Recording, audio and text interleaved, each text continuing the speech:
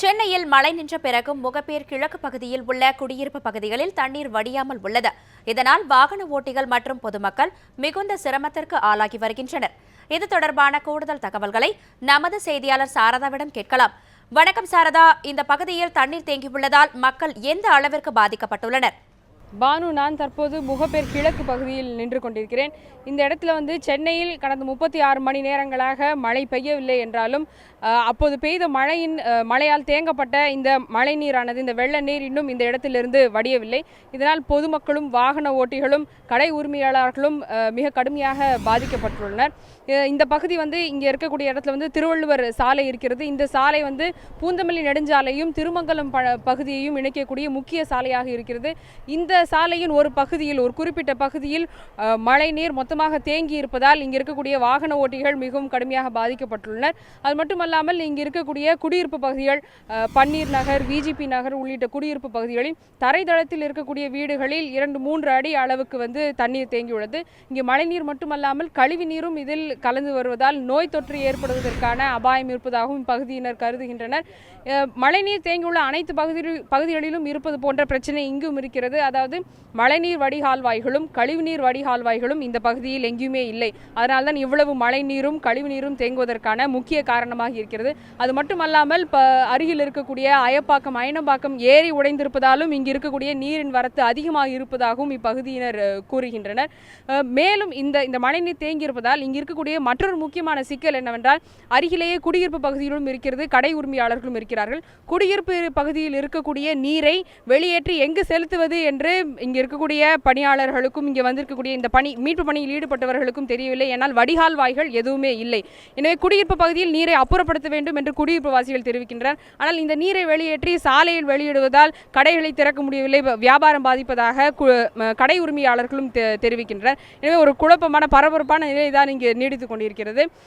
இங்கே இருக்கக்கூடிய இந்த பிரச்சனை குறித்து, சாலையில் ஏற்பட்டிருக்கக்கூடிய பிரச்சனை குறித்து இங்கே பேசுவதற்காக கடை உரிமையாளர் ஒருவர் சிவகுமார் நம்மிடையே இருக்கிறார். அவரிடம் பேசலாம். சார், இந்த இடத்துல எவ்வளவு நாளாக தண்ணி தேங்கியிருக்கு, என்ன முக்கியமான பிரச்சனை நினைக்கிறீங்க? என்ன முக்கியமான பிரச்சனைனா மேடம், இதுக்கு ஆப்போசிட் ரோட்டில் பன்னீர் சாலையில் இருக்கிற அந்த தண்ணி போக வழி இல்லை. அந்த வழி வேணும்னு சொல்லிட்டு ஆன் மெயின் ரோடு, இது நல்லா இருந்த ரோடை ஜேசிபி வச்சு ஃபுல்லாக பள்ளம் பண்ணி அந்த ரோட்டில் இருக்கிற தண்ணியை இந்த இடத்துல கொண்டு வராங்கன்னு சொல்லி ஐடியா இல்லாமல் இந்த தண்ணி போவே இல்லை. ஆக்சுவலி ஒரு 2 days மழை விட்டும் இந்த இடத்துல பார்த்தீங்கன்னா தண்ணி அப்படியே நிற்குது. காரணம் என்னன்னு கேட்டிங்கன்னா, தண்ணி போக வழி இல்லை, சாக்கடை வசதியே இல்லை, இந்த பாதள சாக்கடையே கிடையாது. இந்த இங்கேருந்து போயிட்டு அந்த இடத்துல நிற்கிதுன்னு சொல்கிறாங்க. அந்த ரோடையும் பிளாக் பண்ணிட்டாங்க, இந்த ரோடையும் பிளாக் பண்ணிட்டாங்க. ஆனால் சென்டராக இந்த இடம் மட்டும்தான் பள்ளமாக இருக்குது. இங்கே மக்கள் விழுறாங்க, அடிப்படுது. இதில் மெயினான விஷயம் என்னென்னா, ஸ்கூல் ஸ்டார்ட் ஆச்சுன்னா இந்த ப்ராப்ளம் தெரியும்னு நினைக்கிறேன் எல்லாருக்கும். இந்த ஸ்கூல் ஸ்டார்ட் ஆகுதுனால இந்த ப்ராப்ளம் யாருக்குமே போய் சேரலை. இந்த இடத்துலேருந்து டிஏவி ஸ்கூல், இதை தாண்டி தான் DAV school, ஸ்பாட்டன் school, Velammal school, DAV எல்லா ஸ்கூலும் இங்கே ஒரு 4 ஸ்கூல், எஸ்பிஓ ஸ்கூல், எல்லா ஸ்கூலும் இங்கே இருக்குது. இதில் குழந்தைங்களுக்கு ஸ்கூல் ஸ்டார்ட் ஆச்சுன்னா இந்த ரோடை பற்றி தெரியும். இப்போ தெரியாதனால பெரியவங்க வராங்க, வயசானவங்க. முந்தானத்து ஒரு லேடி விழுந்து பல்லெல்லாம் உடைச்சிட்டாங்க. அப்புறம் பாம்பு, இந்த எதிர்க்க ஒரு குப்பை நிறைஞ்சிருக்கு. இந்த இடத்துல குப்பை கொட்டாதுன்னு சொல்லி பலமுறை சொல்லியும் இதில் எந்த ஆக்ஷனும் எடுக்கலை. இந்த இடத்துல இருக்கிற பாம்பு எல்லாம் அந்த பக்கத்தில் இருக்கிற வீட்டுள்ள போயாச்சு. இந்த இடத்துல பிஸ்னஸ் அப்படியே ஒரு 10 கடை கிட்ட 10 days நாங்கள் மூடியே இருக்கோம். பிஸ்னஸ் இல்லை, நாங்கள் வாடகைக்கு இருக்கோம். எங்களால் ரெண்டே பே பண்ண முடியாத நிலைமை வந்துடுச்சு. இப்போது இது ஆக்சுவலி நல்லா பண்ணணும்னா, ஈஸியாக பண்ணணும்னா, கரெக்டான வே பண்ணி ஐடியா பண்ணி எடுத்தாங்கன்னா இந்த தண்ணியை எடுத்துடலாம். 2 days ஆகியும் போல் இந்த பன்னீர் சாலை, அலெக்ஸ் சாலை, தினேஷ் ஸ்ட்ரீட், குண ஸ்ட்ரீட், எல்லா ஸ்ட்ரீட்டும் இதில் பாதிக்கப்பட்டிருக்கு. யாரும் இன்னும் வரல, வெளியே வரல, மூழ்கியே கிடக்கு. இது என்ன காரணம்னு தெரியாமல், வழி இல்லை, மெயினாக வழி இல்லை. ரீசன் அதுதான், வே இல்லாமல் ரோடை வெட்டி பள்ளமாக்கிட்டாங்க. ஆன் மெயின் ரோடுங்க இது, திருமங்கலம் ஜங்ஷன், அந்த இடத்துல மெயின் ரோடு வரும்.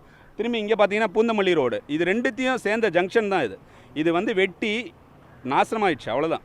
என்ன பண்ணுவாங்கன்னு தெரியல. இதில் ரொம்ப பாதிக்கப்பட்டிருக்கும்.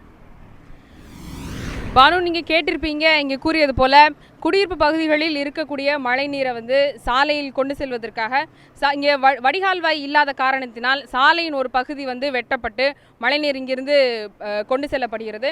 இங்கே இருக்கக்கூடிய மாநகராட்சி பணியாளர்கள், கான்ட்ராக்ட் பணியாளர்களிடம் பேசிய போது அவர்கள் கூறுவது என்னென்றால், குடியிருப்பு பகுதிகளில் இருக்கக்கூடிய நீரை வெளியேற்றுவதற்கு வேறு வழி இல்லை. எனவே இங்கே ஒரு 15 HP பவர் கொண்ட மோட்டார் கொண்டு இந்த தண்ணி வெளியேற்றப்படுகிறது. இவர்கள் கூறுவது என்னவென்றால், தண்ணீர் இங்கே தேங்கவில்லை, இங்கே இருக்கக்கூடிய தண்ணீர் பக்கத்தில் இருக்கக்கூடிய பேருந்து நிலையத்திற்கு செல்கிறது, அங்கிருந்து மற்றொரு மோட்டார் மூலமாக அங்கிருந்தும் தண்ணீர் வெளியேற்றப்படுகிறது என்று கூறுகின்றனர்.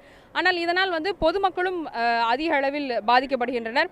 எனவே இங்கே இருக்கக்கூடிய குடியிருப்பு பகுதிகளில் எந்த மாதிரியான பிரச்சனை இருக்கிறது என்று கூறுவதற்கு திரு ராதாகிருஷ்ணன் நம்மிடையே இருக்கிறார். அவரிடம் பேசலாம். சார், நீங்கள் இந்த பகுதியில் இருக்கீங்க, இப்போ எத்தனை நாளாக வந்து தண்ணி நின்றுருக்கு, எவ்வளவு தூரம் தண்ணி இருக்குது சார்? 15 டேஸாக தண்ணி இருக்கிறது, 2 வீக்ஸ்க்கு மேலே. we have been complaining. ஒன்றும் இல்லை, வீடெல்லாம் போய் 2.5 feet மேலே எல்லாம் மிதக்குது வீடெல்லாம். nobody have come out. ஒரே smell and lot of insects coming inside. இதை அப்புறப்படுத்துறதுக்கு மாநகராட்சியிலேருந்து என்ன மாதிரியான நடவடிக்கை எடுத்திருக்காங்க? இல்லை ப்ரைவேட்டாக நீங்கள் யாராவது கூப்பிட்டுருக்கீங்களா? இல்லை, எல்லாம் தேசே இங்கே கட் பண்ணுறாங்க போகிறாங்கன்றாங்க தவிர நாங்கள் இண்டிவிஜுவல்ஸ்னால what we can do. We got இல்லையா, நார்மல் ஃபேமிலியெல்லாம் it's very difficult for us to survive. Very sir, ஏன்னா ஒன்றுமே இல்லை, ஒரு ஐட்டம் எடுக்க முடியாது, வீட்டிலேருந்து வெளில வரவும் முடியாது, உள்ளேயும் போக முடியாது. எல்லாம் ஸ்டிங்கிங், எல்லாம் stagnant waters, all insects are crawling inside. மாறு, நீங்கள் கேட்டது போல் மக்களினுடைய இயல்பு வாழ்க்கை மிக கடுமையாகவே பாதிக்கப்பட்டுள்ளது. நான் கூறியது போல் இங்கே கழிவுநீர் தேங்கி இருப்பதால் நோய் தொற்று ஏற்படுவதற்கான அபாயம் இருக்கிறது.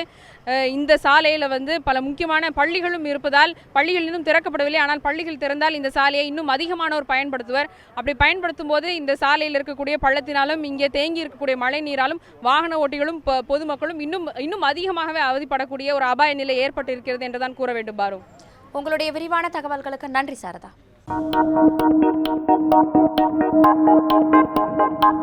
Thank you.